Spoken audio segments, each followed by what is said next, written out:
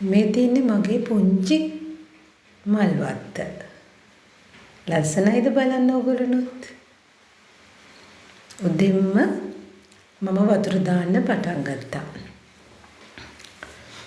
මේ දවස්වල ගොඩාක් පායනවනේ. ඒක නිසා අනිවාර්යයෙන්ම එක වරුවක්වත් ගස් වලට වතුර දාන්න ඕනේ.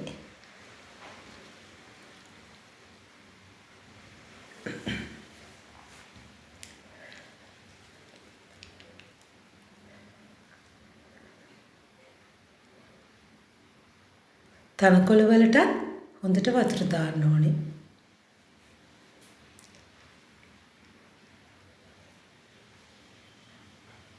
ගෙදර කොයිතරම් වැඩ තිබුණත් ආසම දේ තමයි මේ පුංචි මල් වත්තේ වැඩ කරන එක. මගේ අම්මත් ඒ වගේමයි. ඒ ගොඩක් වයසයි ඒ වුණාට එයා හරිය ආසයි මල් වවන්න.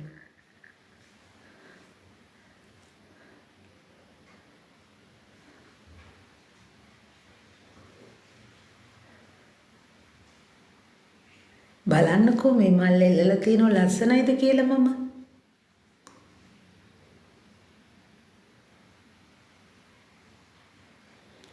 මේ වගේ ඉදිච්ච කොළ තියෙනවා දැක්කොත් කහ පාට වෙලා තියෙන කොළ කඩලා ඉවත් කරන්න ඕනි.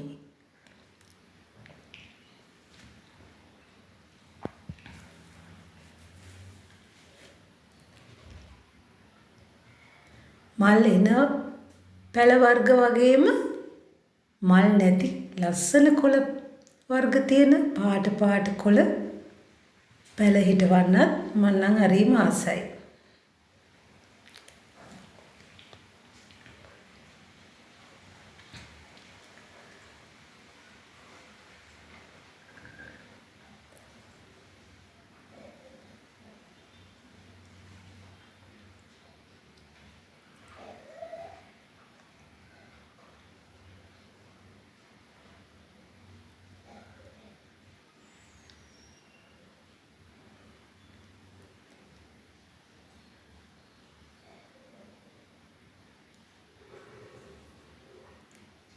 වතුර දාන්න ඉතින් ටිකක් වෙලා යනවා.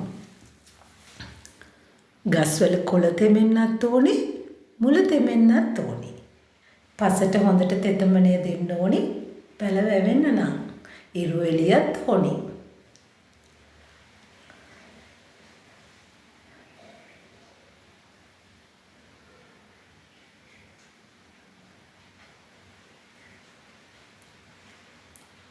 එක එක වර්ණ වලින් පාට කොළ තියෙන ගස් පැල කරාම හරිම ලස්සනයි.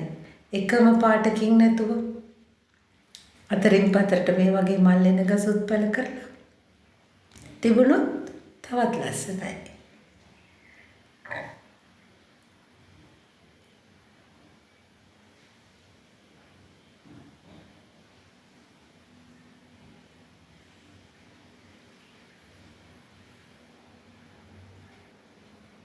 ලස්සනයි නේද මගේ තනකොළ පිස්ස? මේ ඉරව්ව තදට වැටෙන කාලේ තනකොළ පිස්සට හොඳට වතුර දාන්න ඕනේ.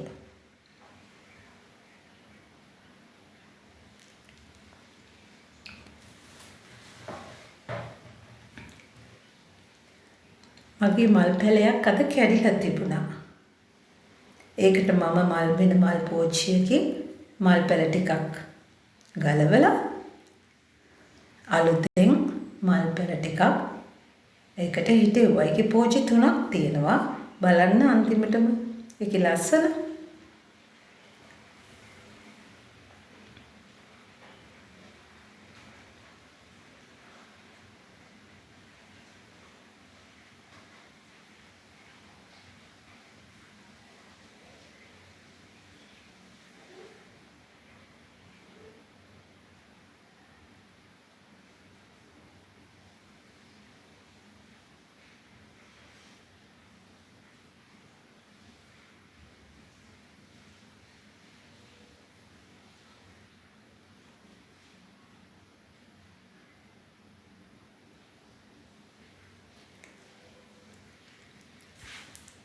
එක දවසකට මේ වගේ එක පුංචි වැඩක් කළොත් මාසෙකට දවස් 30ක් තියෙනවා.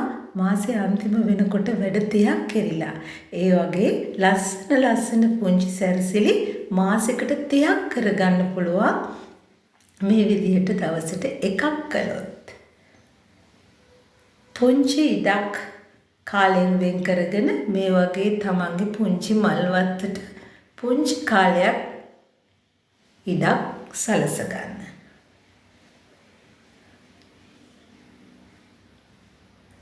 වතුර චුට්ටක් ඉහන්න පැලයක් හිටෙවුවහම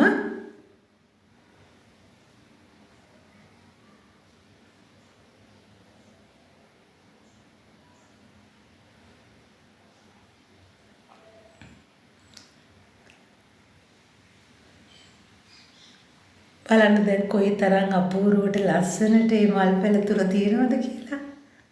ඕගොල්ලෝනුත් මේ වගේ කරන්න උත්සාහ කරන්න.